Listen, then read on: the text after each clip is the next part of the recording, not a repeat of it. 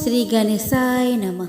श्रीमन्नारायण नारायण नारायण भज मन नारायण नारायण नारायण। दोस्तों, आप सभी को नारद जयंती की हार्दिक शुभकामनाएं। दोस्तों, आज इस वीडियो में मैं आपको सुनाने वाली हूँ नारद जयंती की कुछ पौराणिक कथाएं, जिसके सुनने मात्र से वैकुंठ लोक की प्राप्ति होती है। तो चलिए दोस्तों, कथा का श्रवण करेंगे। तो दोस्तों, प्रेम से बोले नारायण नारायण। दोस्तों, देव ऋषि नारद जी का जन्म ज्येष्ठ माह के कृष्ण पक्ष की प्रतिपदा को हुआ था। इसीलिए इस दिन को नारद जयंती के रूप में मनाया जाता है। दोस्तों, इस साल नारद जयंती 24 मई को यानी कि आज मनाई जाएगी। महाभारत में नारद जी को विशेष रूप से वर्णित किया गया है। माना जाता है कि नारद जयंती के दिन देव ऋषि नारद जी की पूजा करने से सकारात्मक परिणाम प्राप्त होने लगते हैं। दोस्तों, पंचांग के अनुसार ज्येष्ठ माह के कृष्ण पक्ष की प्रतिपदा तिथि 23 मई को शाम 7:22 पर शुरू हो चुकी है और अगले दिन 24 मई को शाम 7:24 पर समाप्त होगी। ऐसे में नारद जयंती 24 मई को यानी कि आज मनाई जाएगी। दोस्तों, शास्त्रों के अनुसार नारद जी को ब्रह्मा जी के 7 मानस पुत्रों में से एक माना जाता है। नारद जी अपने हाथ में बीना धारण करते हैं। वह संसार की रचयिता भगवान विष्णु के बहुत बड़े भक्त थे। उन्हें वायु मार्ग से तीनों लोकों की यात्रा करने का वरदान प्राप्त हुआ था। इसीलिए वे तीनों लोकों में भगवान विष्णु की महिमा का प्रचार करते थे। इस कारण वे तीनों लोकों में परिचित थे। यही कारण है कि उन्हें दुनिया का पहला पत्रकार भी माना जाता है।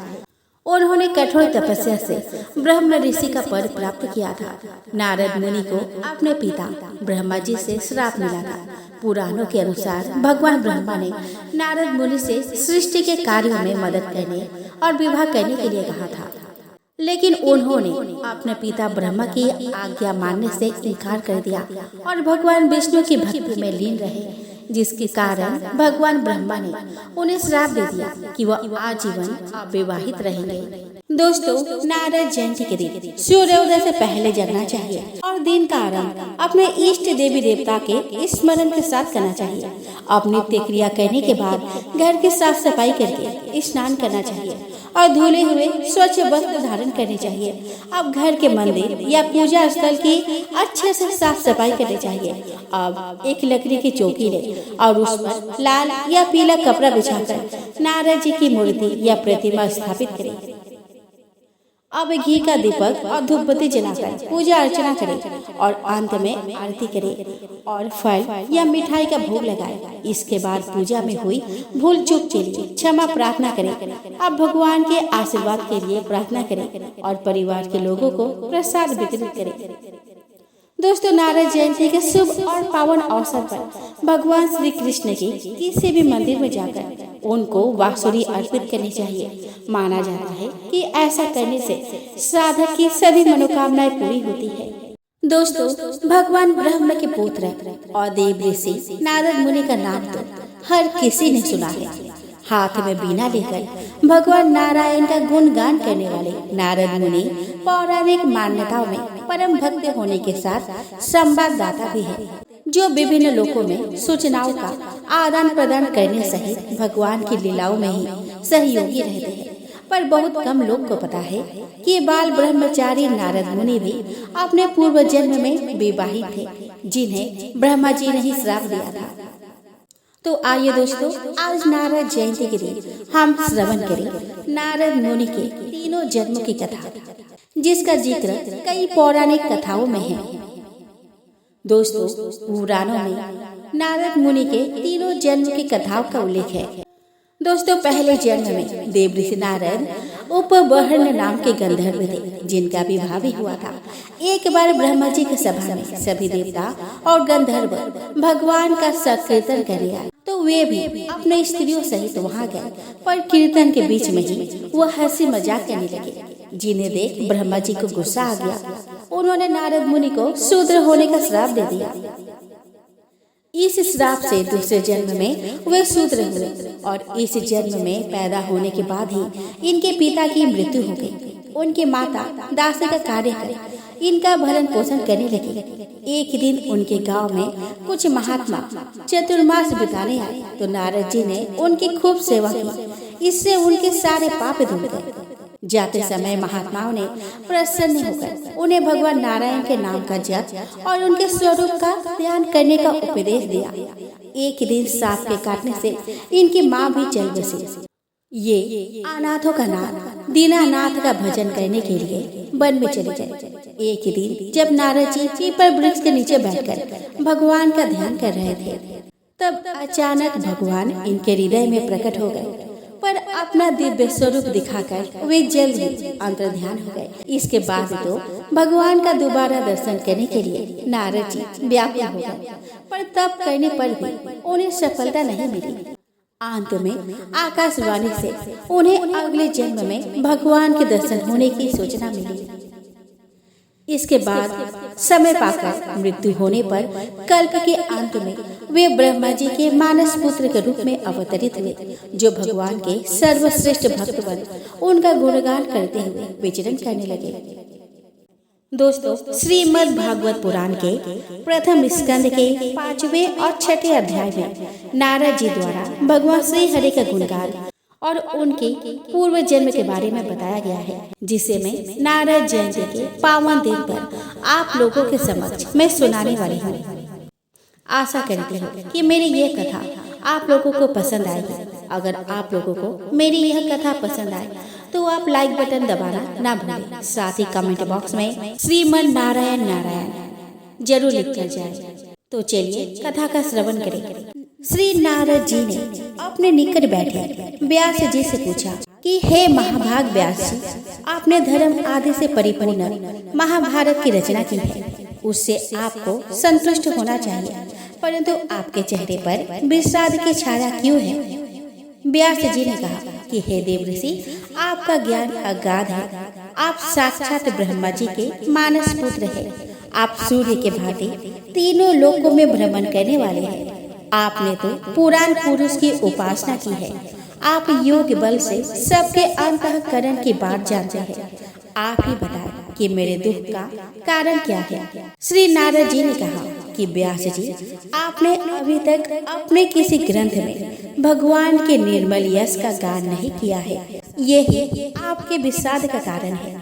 जिस ज्ञान से भगवान संतुष्ट नहीं होते, वह ज्ञान, वह शास्त्र अधूरा है। जब तक श्री हरि के अवतार भगवान श्री कृष्ण के यश का गान नहीं किया जाता, तब तक वह रचना कौओं को फेंकी गई जूठन के समान है। व्यास जी, दूषित शब्द और असुंदर भावों से रची गई रचना में यदि भगवान श्री कृष्ण के प्रति प्रेम दर्शाया गया है, तो वह रचना उत्तम मानी जाती है और उससे रचनाकार के सभी पाप नष्ट हो जाते हैं। सत्य पुरुष ऐसे ही वाणी का श्रवण, गान और कीर्तन किया करते हैं, जिसमें भगवान श्री हरि के सुयश का वर्णन होता है। वह निर्मल ज्ञान है जिसके द्वारा मोक्ष की प्राप्ति होती है। यदि भगवान की भक्ति से शून्य है तो वह व्यर्थ है। हे महाभाग व्यास जी, मैं जानता हूँ कि आपकी कीर्ति पवित्र है। आप सत्य का पालन करने वाले दृढ़वर्ती हैं। आपको आप भगवान श्री कृष्ण के लीलाओं का स्मरण करना चाहिए। संसारिक लोग विषय वासनाओं में पड़कर अपना जीवन व्यर्थ कर रहे हैं।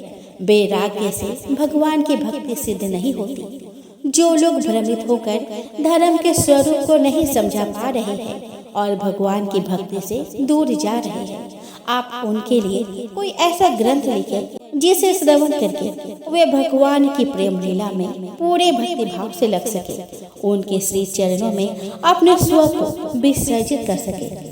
हे व्यास जी, जो लोग भगवान श्री कृष्ण के चरण कमल के सेवक हैं, वे भजन न करने वाले मनुष्य के समान दैववश कभी विपरीत स्थितियों में फंसने के बाद भी जीवन मृत्यु के चक्र से मुक्ति पा जाते हैं। इसीलिए आप विश्व रूप पुरुषोत्तम भगवान श्री कृष्ण की लीलाओं का कीर्तन कीजिए। हे मुनिवर, पिछले कल्प में अपने पूर्व जन्म में मैं वेद पाठी ब्राह्मणों की एक दासी का पुत्र था। मेरी माँ ने मुझे उनकी सेवा में नियुक्त कर दिया था। मैं उनकी सेवा करता और उनकी आज्ञा से उनके बर्तनों में लगी जूठन को खा लेता था। उसे खाने मात्र से मेरे सारे पाप धुल गए और मेरा हृदय शुद्ध हो गया। वे भजन पूजन करते तो मैं ध्यान पूर्वक उसे सुनता। उन्होंने मुझे श्री कृष्ण की मनोहारी कथाएं सुनाई। उसे सुनकर मेरी रुचि भगवान श्री कृष्ण में हो गई। उस रुचि के कारण मेरी बुद्धि निश्चल हो गई और मैं सत्य असत्य के भेद को समझने लगा। पर ब्रह्म परमात्मा को मैं अपने भीतर आत्मा में माया से कल्पित देखने लगा। तभी रजोगुण और तमोगुण का नाश करने वाली भक्ति मेरे भीतर जागृत हो गई। उन महात्माओं ने मुझे ज्ञान दिया कि पुरुषोत्तम भगवान श्री कृष्ण के प्रति अपने समस्त कर्मों को समर्पित कर देना चाहिए। अपने समस्त कर्मों को समर्पित कर देना ही संसार के तीनों तापों से छुटकारा पाना है। हे व्यास जी, मनुष्य जीवन के सभी कर्म मनुष्य को जन्म और मृत्यु के चक्र में डालने वाले होते हैं, परंतु जब इन कर्मों को श्री कृष्ण को अर्पण कर दिया जाता है तब इनका दूषित प्रभाव नष्ट हो जाता है और पुण्य ही शेष रह जाता है। भगवान के प्रति किए गए कर्मों से ही मोक्षदायिनी भक्ति प्राप्त होती है। इसलिए कर्म करते हुए प्रत्येक पल श्री कृष्ण का ही ध्यान और नाम कीर्तन करना चाहिए। हे विप्रवर, जब मैंने इस प्रकार उनकी आज्ञा का पालन किया तब भगवान श्री कृष्ण ने मुझे आत्मज्ञान, ऐश्वर्य और अपने भावनाओं रूपी प्रेमा भक्ति का दान दिया। अतः व्यास जी, आपका ज्ञान पूर्ण है और आप समर्थ हैं। इसीलिए आप भगवान श्री कृष्ण की प्रेममय लीला का वर्णन कीजिए। बड़े बड़े ज्ञानियों की जिज्ञासा इसी प्रेमा भक्ति से पूर्ण होती है। दुखी जन के कष्टों को हरने का इसके अतिरिक्त कोई दूसरा उपाय नहीं है। श्री व्यास जी ने देव ऋषि नारद से पूछा कि हे देव ऋषि, जब आपको ज्ञान का उपदेश देकर वे महात्मा लोग चले गए तब आपने क्या किया? तब तो आप उम्र में बहुत छोटे थे। आपकी शेष आयु किस प्रकार व्यतीत हुई? श्री नारद जी ने कहा कि हे व्यास जी, उनके जाने के बाद मैं अपनी माँ की सेवा में लग गया, क्योंकि मैं अपनी माँ का इकलौता पुत्र था और उसे भी मेरे अतिरिक्त कोई अन्य सहारा नहीं था। मैं अपनी माँ के स्नेह बंधन से बंधकर उस ब्राह्मण बस्ती में ही रहा। उस समय मेरी आयु 5 वर्ष की थी। मुझे दिशा, देश और काल के संबंध में कुछ भी ज्ञान नहीं था। एक समय संध्या के समय मेरी माँ गाय का दूध दोहने के लिए घर से निकली तो एक सांप ने उसे डस लिया और काल के क्रूर पंजों से वह नहीं बच सकी। मैं अनाथ हो गया। एक दिन मैं उत्तर दिशा की ओर चल दिया। उस समय मुझे कुछ भी पता नहीं था कि मुझे कहाँ जाना है और उस मार्ग में मुझे अनेक धन धान्य से संपन्न देश, नगर, गांव और अहीरों की बस्तियां मिली। नदी, पर्वतों के तटवर्ती पड़ाव, वाटिका और उपवन मिले। सुंदर जल से भरे जलाशय और भयानक वन मिले। मैं अकेला था।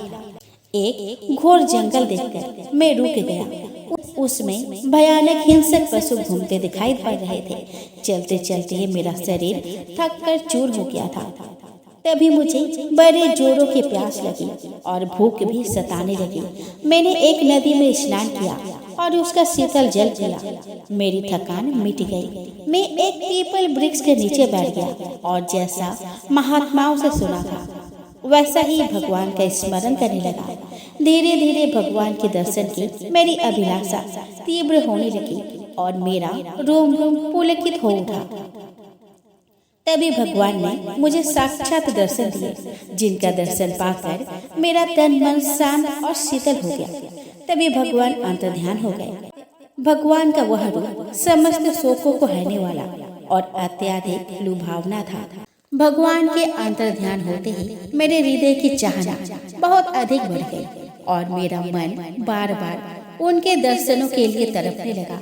मुझे व्याकुल देखकर वहाँ आकाशवाणी हुई कि वत्स, अब इस जन्म में तुम मेरे दर्शन पुनः नहीं कर पाओगे। जिनकी वासनाएं पूरी तरह से शांत ना हो गई हो, उनके लिए मेरा दर्शन अत्यंत दुर्लभ है। तुम्हारे हृदय में मुझे प्राप्त करने की लालसा जागृत हो, इसीलिए मैंने तुम्हें अपने रूप की एक झलक दिखाई है। अल्पकालिक संत सेवा से तुम्हारी चित्त वृत्ति मुझ में स्थित हो गई है। मुझे प्राप्त करने का तुम्हारा संकल्प अब कभी नहीं टूटेगा। सृष्टि के प्रलय हो जाने पर भी मेरी स्मृति तुम्हारे हृदय में बनी रहेगी। ऐसा कहकर वह वाणी शांत हो गई। हे व्यास जी, तभी से मैं निरंतर भगवान की रहस्यमय और मंगलमय मधुर नामों और लीलाओं का संकीर्तन करते हुए भटक रहा हूँ। उनकी खोज में न जाने मैंने कितने जन्म लिए, मुझे इसका स्मरण भी नहीं है। केवल वह रूप माधुरी हर जन्म में मुझे स्मरण रहती है। मेरा मन और हृदय भगवान की कृपा से शुद्ध हो गया है। समस्त वासनाएं मिट गई है। मेरा जीवन श्री कृष्ण के चरणों में अर्पण हो गया है। मेरा पंच भौतिक शरीर कभी का नष्ट हो चुका है। एक सहस्र चतुर्युग के बीत जाने पर जब ब्रह्मा जी जागे और कल्प के अंत में उन्होंने पुनः सृष्टि की रचना करने की इच्छा की, तब उनकी मानसिक शक्ति से मेरा पुनः जन्म हुआ। मेरा यह शरीर पंचभूतों से आच्छादित दिखाई देने पर भी उससे परे है। अब मैं भगवान की कृपा से इच्छा करने मात्र से ही तीनों लोकों में विचरण कर सकता हूँ। मेरे जीवन का व्रत भगवान का भजन करना है, जो निरंतर चलता रहता है। उन्हीं की कृपा से विभूषित इस बीना के तारों को छेड़कर मैं नारायण नारायण का जाप करते हुए सभी लोकों में विचरता रहता हूँ। श्री हरि के चरण कमल ही समस्त तीर्थों के उद्गम स्थल है। उनका यशोगान करना मुझे अत्यंत प्रिय है। अब वे हर पल हर क्षण मेरे हृदय में वास करते हैं। भगवान की लीलाओं का संकीर्तन संसार सागर से पार उतारने का एकमात्र अद्भुत जलयान है। हे व्यास जी, काम और लोभ की चोट से आहत हुआ हृदय भी श्री कृष्ण की एकाग्र सेवा से तत्काल शांति प्राप्त कर लेता है। यह मेरा प्रत्यक्ष अनुभव है। व्यास जी, आपका हृदय निष्पाप है। आपने मुझसे जो पूछा मैंने यथासंभव उसका उत्तर आपको दे दिया है। सूत जी ने कहा कि हे शौनकादि ऋषिवर, देवर्षि नारद ने इस प्रकार कहकर जाने की अनुमति ली और बिना बजाते हुए वहां से चल दिए। पीछे व्यास जी सोचते रह गए कि हे देवर्षि, आप धन्य हैं। श्री कृष्ण के नाम संकीर्तन से आप स्वयं तो आनंदित होते हैं और दूसरों को भी आनंदित करते हैं। आइए दोस्तों, अब हम श्रवण करें लप्सी तपसी की कथा। दोस्तों, एक लप्सी था और एक तपसी था। तपसी हमेशा भगवान की तपस्या में लीन रहता था। लप्सी रोजाना सवा सेर की लापसी बनाकर भगवान का भोग लगाकर जिम लेता था। एक दिन दोनों लड़ने लगे। लप्सी बोला कि मैं रोज भगवान की तपस्या करता हूँ, इसीलिए मैं बड़ा हूँ। लप्सी बोला कि मैं रोज भगवान को सवा सेर लापसी का भोग लगाता हूँ, इसीलिए मैं बड़ा हूँ। नारद जी वहाँ से गुजर रहे थे। दोनों को लड़ता देखकर उससे पूछा कि तुम क्यों लड़ रहे हो। तपसी ने खुद को बड़ा होने का कारण बताया और लप्सी ने भी अपना कारण बताया। नारद जी बोले कि तुम्हारा फैसला मैं कर दूंगा। दूसरे दिन लप्सी और तपसी नहाकर अपने रोज की भक्ति करने आए तो नारद जी ने छुपकर 1.25 करोड़ की एक अंगूठी उन दोनों के आगे रख दी। तपसी की नजर जब अंगूठी पर पड़ी तो उसने चुपचाप अंगूठी उठाकर अपने नीचे दबा लिया। लप्सी का नजर अंगूठी पर पड़ी, लेकिन उसने ध्यान नहीं दिया। भगवान को भोग लगाकर लापसी खाने लगा। नारद जी सामने आए तो दोनों ने पूछा कि कौन बड़ा है। तो नारद जी ने तपसी से खड़ा होने को कहा। वो खड़ा हुआ तो उसके नीचे दबी अंगूठी दिखाई पड़ी। नारद जी ने तपसी से कहा कि तपस्या करने के बाद भी तुम्हारी चोरी करने की आदत नहीं गई, इसीलिए लप्सी बड़ा है और तुम्हें तुम्हारी तपस्या का फल भी नहीं मिलेगा। तपसी शर्मिंदा होकर माफी मांगने लगा। उसने नारद जी से पूछा कि मुझे मेरी तपस्या का फल कैसे मिलेगा। नारद जी ने कहा कि यदि कोई गाय और कुत्ते की रोटी नहीं बनाएगा तो फल तुझे मिलेगा। यदि कोई ब्राह्मण को भोजन करवाकर दक्षिणा नहीं देगा तो फल तुझे मिलेगा। यदि कोई साड़ी के साथ ब्लाउज नहीं देगा तो फल तुझे मिलेगा। यदि कोई दिए से दिया जलाएगा तो फल तुझे मिलेगा। यदि कोई सारी कहानी सुने लेकिन तुम्हारा कहानी नहीं सुने तो फल तुझे मिलेगा। उसी दिन से हर व्रत कथा कहानी के साथ लफ्ज़े तफ्सीर की कहानी भी सुनी और कही जाती है।